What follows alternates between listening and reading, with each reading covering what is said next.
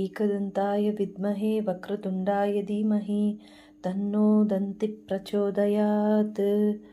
ಓಂ ಗಣಪತಯೇ ನಮಃ. ನಮಸ್ಕಾರ ವೀಕ್ಷಕರೇ. ಮಿಥುನ ರಾಶಿಯವರಿಗೆ ಜುಲೈ 19ರಿಂದ 25ನೇ ತಾರೀಕುವರೆಗೂ ವಾರ ಭವಿಷ್ಯ ಹೇಗಿದೆ ಅಂತ ನೋಡೋಣ. ವೃತ್ತಿಯಲ್ಲಿ ಹೇಳಬೇಕಾದ್ರೆ ದೀರ್ಘಾವಧಿಯ ಬೆಳವಣಿಗೆಗೆ ಇದು ಅತ್ಯುತ್ತಮವಾದ ಸಮಯ ಅಂತಲೇ ಹೇಳ್ಬೋದು. ನಿಮ್ಮ ಮುಂದಿನ ಯೋಜನೆಗಳನ್ನು ರೂಪಿಸಲು ಮತ್ತು ಹೊಸ ಜವಾಬ್ದಾರಿಗಳನ್ನು ವಹಿಸಿಕೊಳ್ಳಲು ಈ ವಾರ ಸೂಕ್ತವಾಗಿದೆ. ನಿಮ್ಮ ಮೇಲಧಿಕಾರಿಗಳು ನಿಮ್ಮಿಂದ ತಕ್ಷಣದ ಫಲಿತಾಂಶವನ್ನು ನಿರೀಕ್ಷಿಸಬಹುದು. ಆದರೆ ಕರ್ಮಸ್ಥಾನದಲ್ಲಿ ಶನಿಯ ಸಂಚಾರ ಇಲ್ಲಿ. ಶನಿ ಏನು ಹೇಳ್ತಾನಂದರೆ, ನೀವು ಗಡಿಬಿಡಿ ಮಾಡದೆ ತಾಳ್ಮೆಯಿಂದ ಮತ್ತು ನಿಯಮಬದ್ಧವಾಗಿ ಕೆಲಸ ಮಾಡಬೇಕಾಗುತ್ತೆ. ಧನಸ್ಥಾನದಲ್ಲಿ ಸೂರ್ಯನ ಸಂಚಾರ.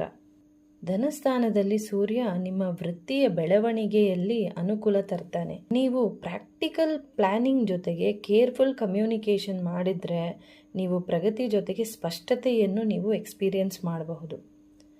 ನಿಮ್ಮ ಮಾತಿನ ಸಾಮರ್ಥ್ಯನೇ ನಿಮ್ಮ ಆಸ್ತಿ.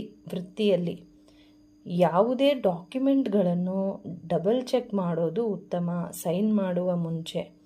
ಹಣಕಾಸಿನ ವಿಚಾರದಲ್ಲಿ ಹೇಳಬೇಕಾದ್ರೆ ಆದಾಯ ಸ್ಥಿರವಾಗಿರುತ್ತೆ, ಆದರೆ ತುಂಬ ಕೇರ್ಫುಲ್ ಪ್ಲ್ಯಾನಿಂಗ್ ಅಗತ್ಯ. ನೀವು ನಿಮ್ಮ ಎಮೋಷ್ನಲ್ ಆಗಿ ಪರ್ಚೇಸ್ ಮಾಡೋದನ್ನು ನೀವು ಕಂಟ್ರೋಲ್ ಮಾಡ್ಕೋಬೇಕು.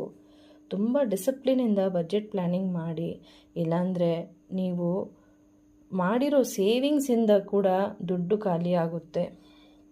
ಹೊಸ ಕಮಿಟ್ಮೆಂಟ್ಗಳನ್ನು ಆತುರದಲ್ಲಿ ಒಪ್ಕೋಬೇಡಿ, ಅವಾಯ್ಡ್ ಮಾಡೋದು ಅಗತ್ಯ. ಕುಟುಂಬದ ವಿಚಾರ ಹೇಳಬೇಕಾದ್ರೆ ನಿಮ್ಮ ರಾಶ್ಯಾಧಿಪತಿ ಬುಧ ಬಂದು ವಕ್ರ ಮತ್ತು ಅಸ್ತ ಆಗಿರೋದ್ರಿಂದ ಕೆಲವೊಮ್ಮೆ ಮಿಸ್ಅಂಡರ್ಸ್ಟ್ಯಾಂಡಿಂಗ್ಗಳಾಗೋ ಸಾಧ್ಯತೆ ಇರುತ್ತೆ.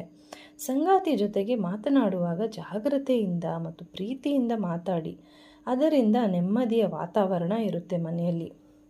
ವಿದ್ಯಾರ್ಥಿಯರಿಗೆ ಹೇಳಬೇಕಾದ್ರೆ ಪ್ರಾಕ್ಟೀಸ್ ಮಾಡಬೇಕು. ರೈಟಿಂಗ್, ಸ್ಪೀಕಿಂಗ್ ಮತ್ತು ಅನಾಲಿಟಿಕಲ್ ಥಿಂಕಿಂಗ್ ಅಂದರೆ ದೊಡ್ಡ ಸಮಸ್ಯೆಯನ್ನು ಸಣ್ಣ ಸಣ್ಣ ಭಾಗಗಳಾಗಿ ವಿಂಗಡಿಸಿ ಯೋಚನೆ ಮಾಡಿ ಪರಿಹಾರ ಕಂಡುಕೊಳ್ಳುವುದು. ಪ್ರತಿದಿನ ಬೆಳಗ್ಗೆ ಕೆಲವು ನಿಮಿಷವರೆಗೂ ಮೆಡಿಟೇಷನ್ ಮಾಡಿದ್ರೆ ಅದರಿಂದ ಮೈಂಡಲ್ಲಿರೋ ಕನ್ಫ್ಯೂಷನ್ಸ್ ಎಲ್ಲ ದೂರ ಆಗಿ ಮೈಂಡ್ ಸ್ವಲ್ಪ ಕಾಮ್ ಆಗುತ್ತೆ. ಆರೋಗ್ಯದ ವಿಚಾರ ಹೇಳಬೇಕಾದ್ರೆ ಜಾಸ್ತಿ ಆಲೋಚನೆ ಮಾಡ್ತೀರಾ, ನೀವು ಅದನ್ನು ಅವಾಯ್ಡ್ ಮಾಡಬೇಕು. ತುಂಬ ಜಾಸ್ತಿ ವರ್ಕ್ಲೋಡ್ ರೂಟೀನ್ ಮಾಡಿಕೊಂಡು ಆಯಾಸ ಮಾಡ್ಕೊಂಡು ಬಿಡ್ತೀರಾ. ಆಹಾರದ ಬಗ್ಗೆ ನೀವು ಗಮನ ವಹಿಸಬೇಕು. ಡೈಜೆಷನ್ ಸಮಸ್ಯೆ ಆಗಬಹುದು, ತಲೆನೋವು ಬರಬಹುದು. ಟೈಮ್ ಸರಿಯಾಗಿ ಊಟ ಮಾಡದೆ ಆಚೆ ಆಹಾರ ಸೇವನೆ ಮಾಡೋದು ನೀವು ತಪ್ಪಿಸ್ಬೇಕು. ವಾಕಿಂಗು, ಯೋಗ ಮತ್ತು ಬ್ರೀದಿಂಗ್ ಎಕ್ಸಸೈಸ್ ಮಾಡೋದ್ರಿಂದ ಆರೋಗ್ಯ ಚೆನ್ನಾಗಿರುತ್ತೆ.